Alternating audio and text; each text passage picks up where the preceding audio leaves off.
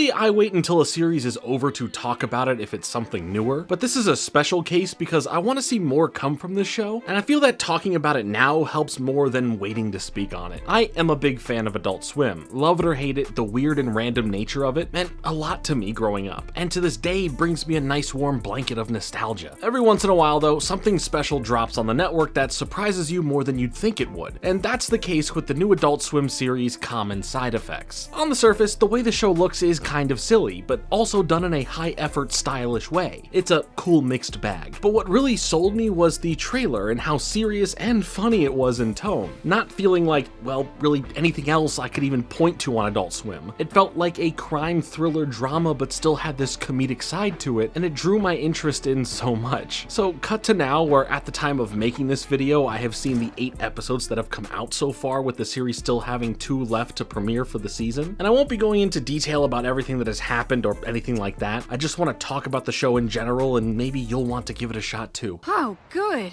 Wow.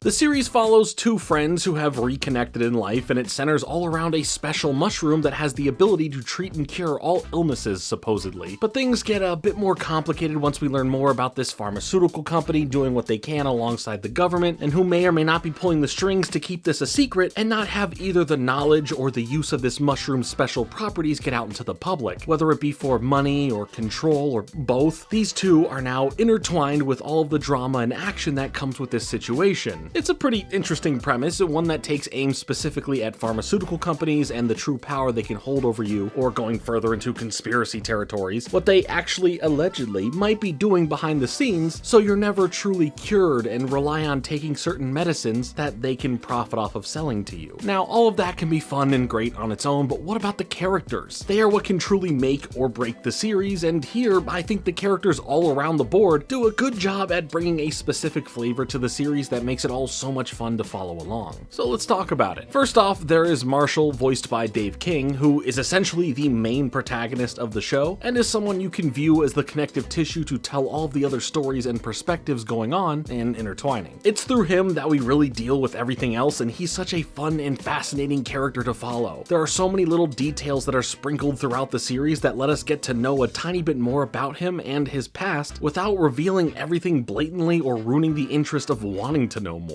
We'll see and hear about little things like him being a YouTuber essentially, or the fact that he is so smart he was able to pick what lottery ticket to purchase that ended up winning him millions. But he's a bit odd. He dresses like he's the Big Lebowski on vacation, and he's overly prepared for any situation. He's a doomsday prepper's and conspiracy theorist's wildest dreams to achieve. Like, for real, in the show, no matter what, he always seems to have connections to others that can help him hide or burn his traces and evidence or research or findings or all of this stuff in this house, even if those people who are helping may not be trustworthy on their own, or the fact that he has tunnel systems to escape through, or stashed away getaway cars. He's always looking over his shoulder and noticing that he's being watched, or at least thinks that he's being watched, giving him, as well as us, the audience, a bit of paranoia as to what could be real and what might not be. He really gives off some Ray Liotta and Goodfellas vibes here early on with this. Right now I'm at a train.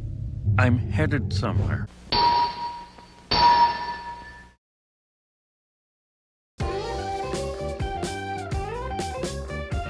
So while you do want to root for Marshall, there is a lot left up in the air about him. Like, we see that he is this savior-like figure to some, healing those who need the help along the way with the help of the special mushroom, but in the same breath, there is this whole other rumor and background thing about him being seen as this murderer that goes by the name The Jackal, or at least is called The Jackal. In an interview with Cartoon Brew, one of the show's creators, Joe Bennett, mentioned that Marshall had his inspirations built on John LaRoche, a horticulturist whose story was detailed in the book The Orchid Thief by Susan Orlean, and later adapted into a film by Charlie Kaufman and Spike Jonze that is about Charlie trying to adapt the book into a movie for Hollywood without the usual Hollywood tropes. That movie is way better than how I'm weirdly describing it, but regarding John LaRoche, Joe said, he's this sort of strange, unhinged guy that is super smart. He'd represent himself in court, he's kind of dirty, maybe a little bit smelly, but there's something really charming and interesting about that guy. So it's fun that we don't know everything going on and that there are so so many lingering details about Marshall as a person that we aren't fully shown and left up to you to question as the series goes on. For his connection to everything, he actually sought out and found the Blue Angel mushroom, which was believed to only be a myth and not much is known about it other than the fact that it has these seemingly magical-like abilities that can heal practically anything. Whether it's a cut in your hand or having a snapped neck, it can cure every disease and illness and bring you back to life, essentially. So with Marshall finding this, his story starts branching out to every other character we follow. He's against Big Pharma and is trying to stop the big bad companies from their chokehold on society to profit off of keeping people sick. There's also a side of this that has to do with the toxic waste runoff from the big companies, but that ends up playing into an important fact about the mushrooms themselves, adding further questions and ethical dilemmas. The series starts off in the middle of an investors meeting where Marshall is trying to question the CEO of the main pharmaceutical company in the series, as a woman named Frances takes notice of Marshall and remembers him from high school. Frances, voiced by Emily Pendergast, ends up being a true secondary main character in our view into the big pharma side of things a bit, as she's the assistant to the CEO we just saw. But she entangles herself into the story by meeting with Marshall to reconnect and hides what her profession is, as she ends up learning about the Blue Angel mushroom and gets stuck in thinking that this could be her big break in the company, as both a way to save it, as per the way her boss explains what the company is going through, and as something that can give her a career with the earnings to end up paying the piling medical bills for her mother who has dementia, which for her character personally is a big thing in the series. Her morals are played with in terms of how she ends up getting closer to Marshall and seeing how the mushroom works in a real and personal way, to where she finds herself thinking that possibly doing things her way to help others is the right way over what Marshall believes that may be, even if she feels that she's kinda still on the same page as Marshall. I really like how they deal with Frances in the show, what situations she is put into thanks to her job, her care about her mother, her kind of on-the-rocks relationship she has with her boyfriend, how she feels about Marshall, and then later on to start to get somewhere, but it not being both what she thought and the pointless nature that something like money can bring if the reason you did it for in the first place doesn't necessarily matter anymore. That's where the series shines the most, thanks to the conversations and discussions around the implications of a miracle mushroom, giving points and views for both sides, and if it would be a good thing to get something like this widespread, and how the world would react to it. Would things become unstable? Would wars with no thought about casualties be more violent and aggressive? Or on the other side, how it is dispersed, who would get to have access to it first as more and more are made? If someone has a horrible, incurable disease, but they are also a terrible and irredeemable person for things that they have done, do they still get the mushroom? The show doesn't present things in such a black and white way to say that one thing or the other is the right option, but in a way that opens the complicated way to even think about the ripple effects in every single way. You'll understand Marshall's point of view, you'll get why Frances does what she considers the right thing, you'll hear what the shareholders above the CEO of the pharmaceutical company has to say and understand his persuasion of what it could potentially lead to. And I'm not talking about the loss of profits or the need for pharmaceutical corporations, insurances, and all that. I'm not remotely concerned about Big Pharma being hurt. The show won't try and push you one way or another to think about this stuff, but it opens the dialogue to just see what good can be done and what bad can be done. It's amazing that 80,000 people were saved thanks to a certain medicine here, but also not great that some side effects in other medicines have caused great loss and pain for many, with some even suing the company, which is a good lead into the character of Rick and what he has to deal with. Wow, you must love your mom.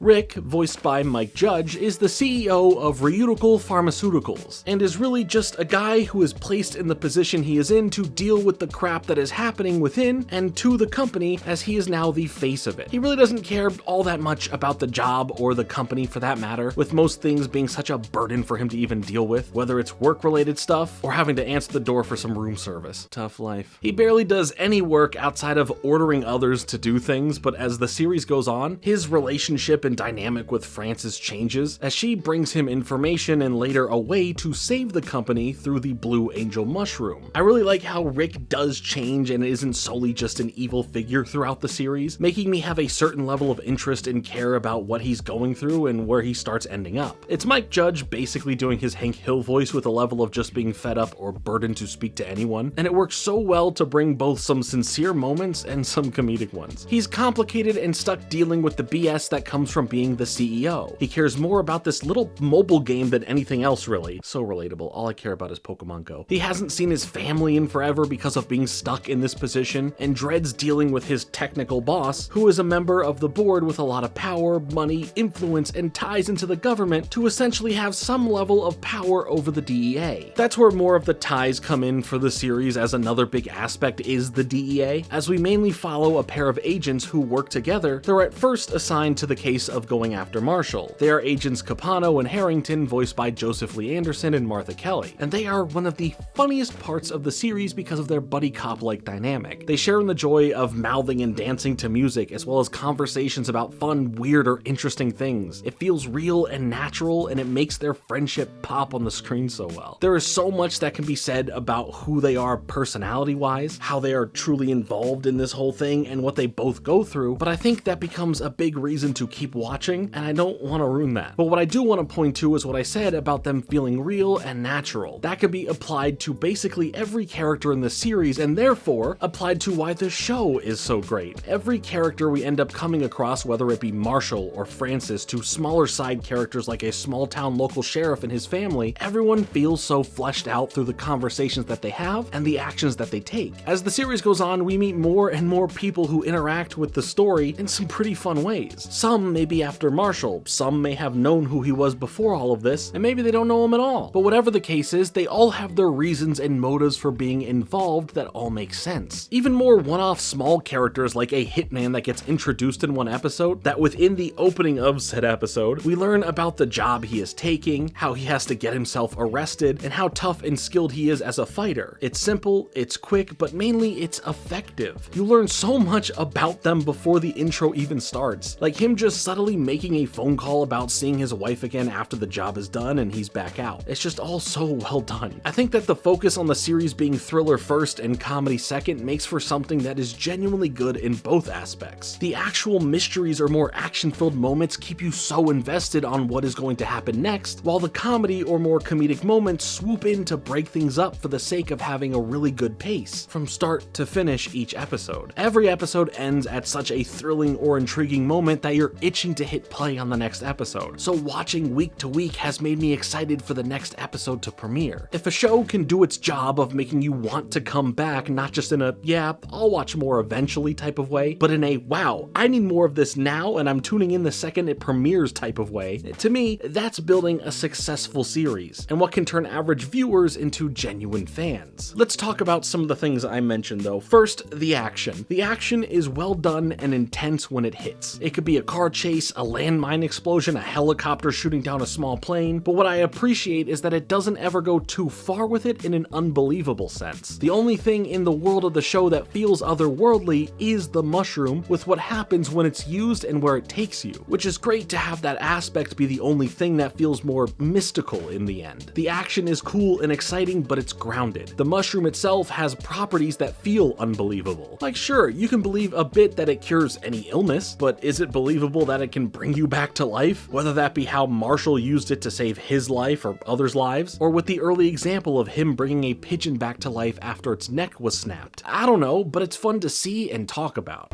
You saved my life.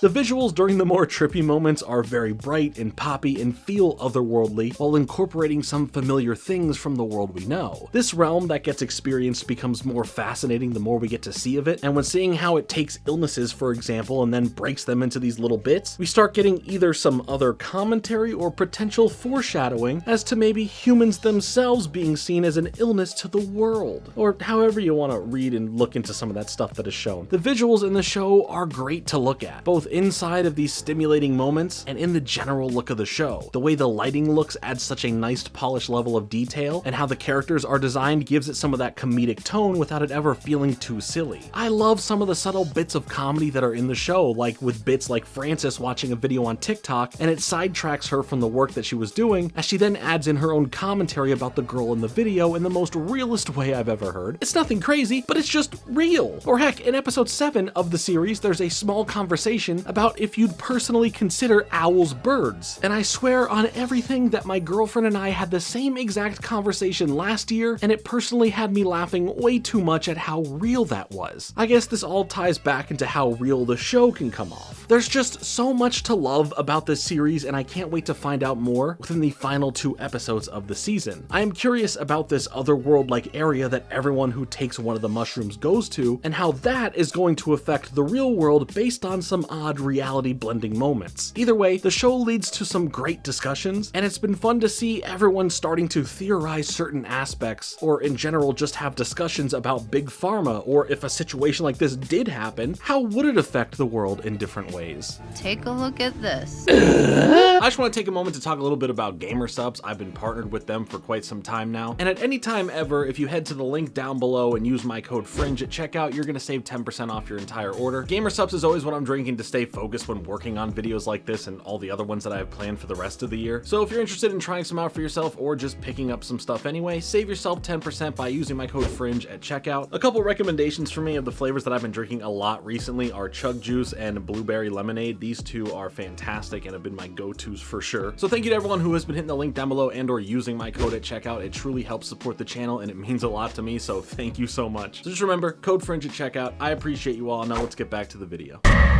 Whoa. The series was created by Joe Bennett and Steve Helly, who came together in a fun, kinda natural way thanks to Pandera Entertainment, the studio created by Mike Judge and Greg Daniels, as Joe's focus was switching off of his other series that he co-created called Scavenger's Reign, a very unique and wildly underappreciated animated sci-fi series that was sadly killed off after 1 season. He was already shifting to go work on this. But real quick about Scavenger's Reign, it was originally made for the streaming service Max, but after it was canceled, it had a small chance at a second life through Netflix hosting it, but it still didn't get to have that second season future over there, and maybe one day I'll make a video on that series. I just believe it deserves your attention as well, and that's why I'm pointing it out. But like I said, at this point, Joe was already setting up this next series with Steve. As the two of them were put together and told to go at it, they began working on this idea, and the two of them easily clicked over their interest in both 90s crime action thrillers, and how comedy can be infused into that style, along with a special ingredient to the whole dish, with that being mushrooms. Okay, well, let me explain that part. Another part of their shared interest in working on this series comes from medicine, and more specifically mycology. That is the study of fungi, and they found the angle of a miracle-like cure-all mushroom and how stuff like a pharmaceutical company or an insurance company would handle it pretty interesting. Would it become something they would try to hide or stop for the sake of keeping things the way they are and how they are funded? And on the other side, what kind of power this would have for the everyman having access to something that can cure anything? It's a genuinely interesting conversation and something that can lead into so many more in almost every way you can think about it and how it would affect the world. Joe and Steve's interest with a lot of this is thanks to several mycologists, ethnobotanists, and chemists, and Steve himself has been pretty adventurous when it comes to seeking out these experiences. He wrote the book The Wonder Trail, True Stories from Los Angeles to the End of the World, that detailed moments that took place on his own personal journey in Central and South America, where he met many people who sought out experiences with specific fungi that could either be helpful or believed to be helpful medicinally, and those seeking out more psychedelic experiences. So all of this mixed with the famous story of R. Gordon Wasson detailing Maria Sabina became the push of interest to create a series set around some of these themes. The story I just mentioned, by the way, was following what Maria Sabina was doing with mushrooms and how she seemed to be healing others and breaking down all of who she is and her impact to the world, and that would be its own deep dive altogether, but really worth a read if you didn't know about any of that. When Joe and Steve started working on what common side effects would be, the pandemic didn't happen yet, and with the series coming out on the other side of that, the interest in discussions and topics around medicine, pharmaceuticals, vaccines, and anything along those lines really became a big conversational piece. That definitely aged itself well for a show like this to have an extra layer of intrigue behind it. I think after viewing what I have seen of the first season that yes, the show does a great job at providing an interesting thriller that is packed with some fun storytelling thanks to the characters and how they interact with one another, as well as providing some pretty cool and strange visuals to keep you even more invested. Common Side Effects is such a nice surprise, and I'm looking forward to seeing how the series wraps up here shortly. But I hope that after seeing something like this come to fruition on Adult Swim, that we see other attempts at full 22-minute length shows that tell continuing stories week to week to week. Anyway, I do think that Common Side Effects is a huge win for Adult Swim. It feels fresh, and hopefully it opens the door for more opportunities for Joe and Steve to play with such fun ideas. I am definitely definitely excited about future projects in general here. Scavenger's Reign was something more people should have checked out, and now with this show, I hope more people give Common Side Effects a shot. As of this moment, without season 1 being fully released, I hope we get to see more from this show. That is dependent, of course, on how concrete the ending of season 1 is. Like, it could just end and that'd be it, complete story. But who knows? Again, usually I'd wait to make some sort of video like this until the season or series is done, but I really want to just put my voice of support for checking out the show before the season is over. I mean, I've seen 8 of the 10 episodes. I'm watching week to week to week. I've enjoyed the 8 that I have seen, so I think it's pretty fair for me to recommend the show to you. I am just glad that the show landed as an Adult Swim show rather than something just for streaming on Max like it apparently was at one point going to, because knowing how Scavenger's Reign was treated, I am sure there would have been some similar level of being treated poorly for this show. But those are just my thoughts on everything. If you are currently watching the show or in the future have seen the full thing, let me know your thoughts on it all in the comments below. I definitely want to hear what you have to say. But for now, that is all. Thanks so much for watching. Make sure to leave a like on this video and to subscribe for more videos like this coming soon. But until then,